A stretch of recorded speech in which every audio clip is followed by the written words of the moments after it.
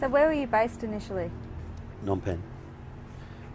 And my guys we were the first contingent deployed, and we had been extremely well prepared.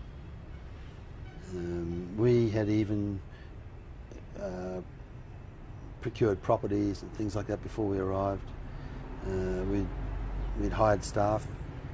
So when the contingent actually deployed, and I deployed a couple of days beforehand, so we were able to do things like this. And but the reason I deployed early, I digress. The reason I deployed early was because the UN had asked me to go in with the UNAMIC commander, a fellow called Atul Karim, who was a Bangladesh diplomat, and he was the first Secretary General's representative in Cambodia, and he did not have a deep knowledge of the region. The Indonesians sent in a lieutenant colonel with him, and a full colonel, sorry, called Tingagoy, and myself. Australia offered, the UN asked for me to go, me to be made available. So I'd gone from the UN back to meet and mount the Australian response. Most of it's done by others, and I was just leading the parade. And then I was called back by the UN to go early. My soldiers came over a couple of days later by C-130, and I went in from Thailand with the Secretary General representative.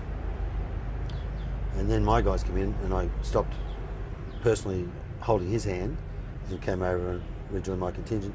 But he continued to lean on me a lot for obvious reasons, and we had a very good relationship as well. Then on about the 22nd of February I was wounded, so that was the end of the command period for me. Can you tell me about that story? Because I've heard it from some people, and I'd Oh, love to get your account. Yeah, sure. Yeah. Now, I've heard amazing versions of it, but including where I was wounded. I mean, some people can't tell their arse from their elbow, because this is where one round went. But I'm told that I was maybe it's something very Australian about us, to make a light of it or something. I don't know. Because I was told I'd been shot in the bum by my brother. That all my colleagues are saying I'd been shot in the bum. In fact, the round that's in the war memorial was taken from there. Mm. Wow. So you've got this scar. This scar here is where they operated to remove the round, and it entered here. And this is called it's like a doctor would tell you this better than I, but I think it's just two sockets come down here, and then you've got an ulnar and a radial, and it's like a ball and socket joint, and this part of my humerus, not a very funny thing, but it's taken away. So I lost a bit off there, but a very Hollywood injury. I mean, I still have an arm. I consider myself quite fortunate. I'm not telling you this to make me sound like any sort of hero, but just to clarify, was I wounded? Yes. Where was I wounded? Here. And around through here. So one through your leg, upper right thigh. Yeah, and one in here, left elbow. And the round that was retrieved, it was this one. This one went straight through.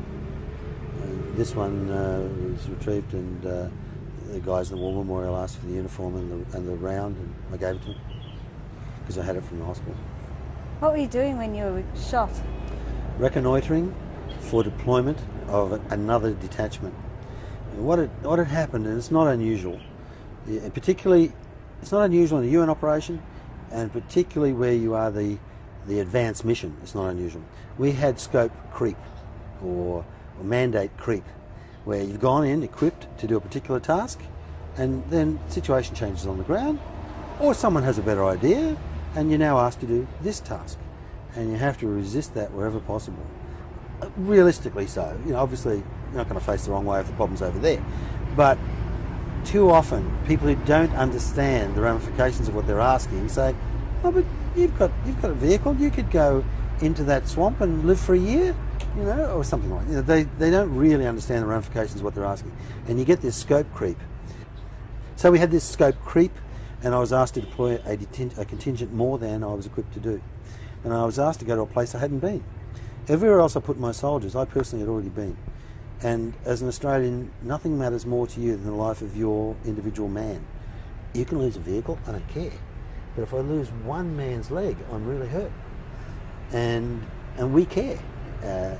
So you don't deploy your soldiers carelessly. They're a very precious commodity. The youth of Australia, there's nothing more valuable than that. So I said that I needed to see this place that they were saying that I should deploy. I was actually thinking that, and it wasn't my decision, but I was thinking I could get permission to create another detachment. I would have to ask, because I wasn't under orders to go there. But I thought I could probably, because they would respect my opinion and being the guy on the ground, they'd probably let me do it. But I'm not doing it unless I know what's there. And this was a personal request from Atul Karim. And he was trying to achieve a political objective through this deployment. And it was into the area of the KPN-LAF, allegedly. And I didn't believe it was under their control. So I asked that the commander of the KPN-LAF come with me.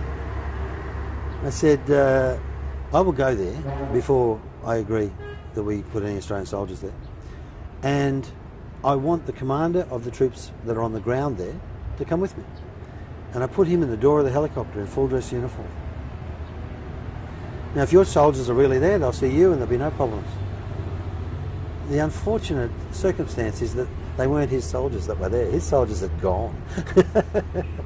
And the area that he was directing me to was now occupied by Khmer Rouge. And then the double irony is they don't shoot him, they shoot me. Sorry. Anyway.